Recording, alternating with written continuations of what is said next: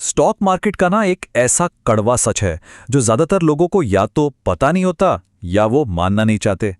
सच ये है कि ऑप्शन ट्रेडिंग में 10 में से 9 लोग पैसा गंवाते हैं। और मजे की बात जानते क्या है? इन हारने वालों में से भी 90% लोग वो होते हैं जो ऑप्शन खरीदते हैं, मतलब बायर्स। तो सवाल ही उठता है कि भाई अगर इतने सारे लोग एक ही नाव में बैठकर डूब रहे हैं तो जो बड़े खिलाड़ी हैं, जो प्रोफेशनल ट्रेडर्स और हेज फंड हैं, वो क्या कर रहे हैं? वेल, वो ठीक इसका उल्टा करते हैं। वो ऑप्शंस बेचते हैं।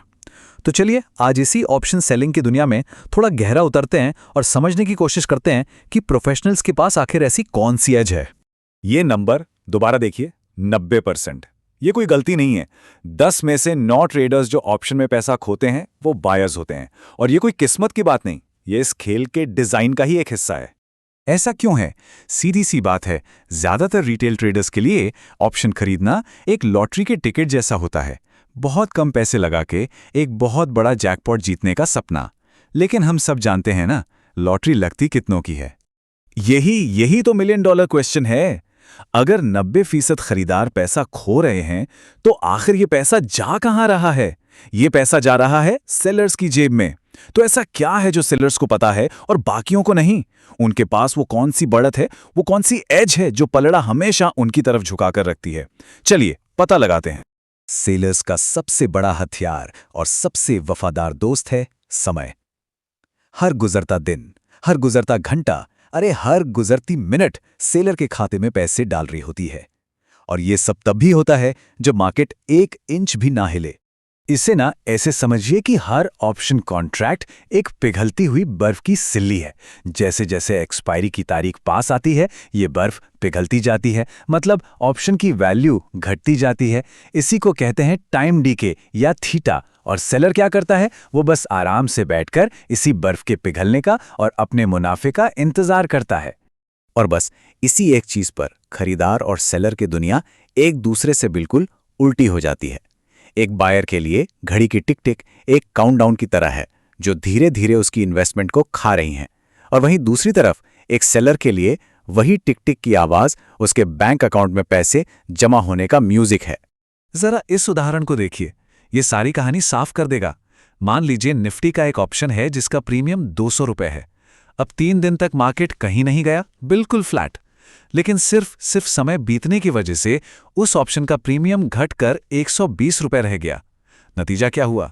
बायर को सीधा सीधा 80 रुपए का नुकसान हो गया। और सेलर ने बिना कुछ किए, बिना मार्केट को प्रेडिक्ट किए 80 रुपए कमा लिए।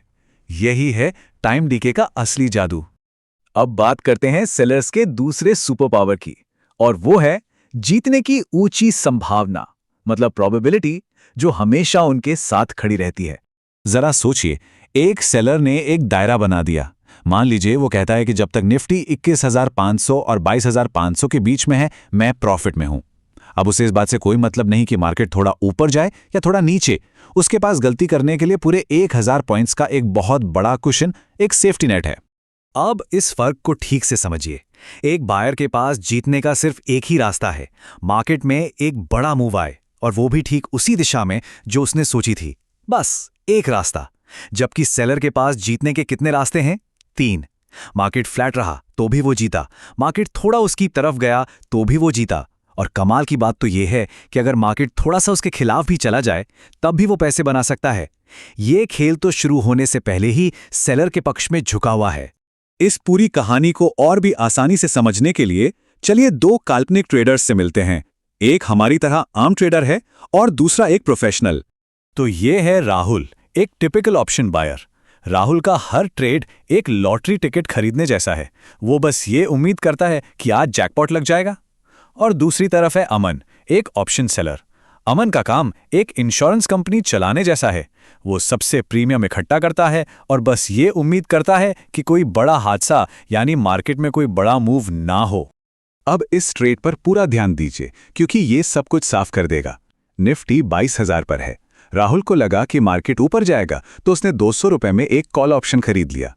उसी वक्त अमन ने वही कॉल ऑप्शन 200 रुपए में बेच दिया। अब एक्सपायरी पर क्या हुआ? मार्केट राहुल की सोच के हिसाब से 100 पॉइंट ऊपर गया भी। उसकी दिशा बिल्कुल सही थी, लेकिन उसे फिर भी 100 रुपए का नुकसान हुआ। क्यों? क्योंकि प्रीमियम टाइम डीके की वजह से 200 से घटकर 100 रह गया और अमन 100 रुपए के मुनाफे में है। यहीं इसी पॉइंट पर 90% लोग मात खा जाते हैं।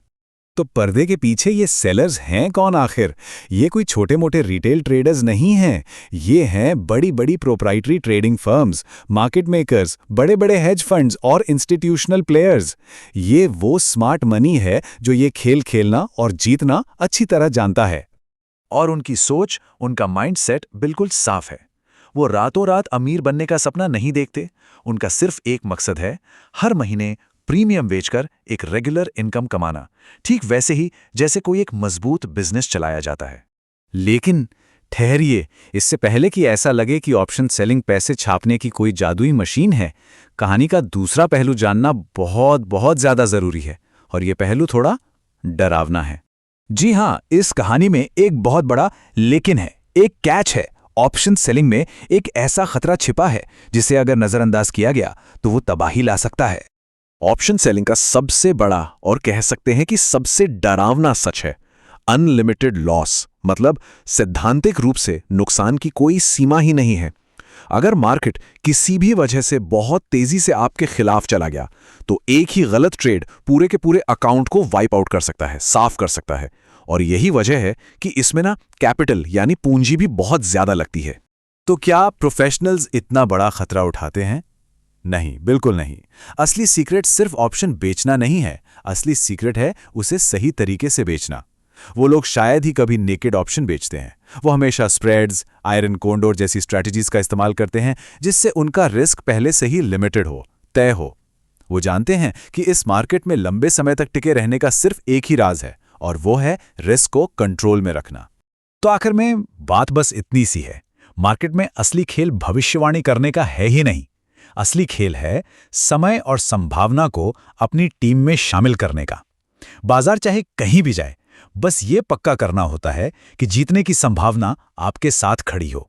तो अगली बार जब भी कोई ट्रेड लेने के बारे में सोचे तो बस एक पल रुककर ये सवाल जरूर सोचना चाहिए कि मैं भविष्यवाणी पर दांव लगा रहा हूं या मैं संभावनाओं का खेल खेल रहा हूं।